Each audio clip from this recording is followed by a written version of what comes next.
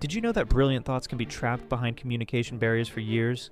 For months, their daughter resisted the AAC device. Every attempt met with pushed away hands and frustrated tears. Dad wondered if they were forcing something she didn't want or need. Then one morning, something shifted. Tiny fingers began exploring the symbols with purpose. Simple requests turned into the complete thoughts, but nothing prepared them for what came next.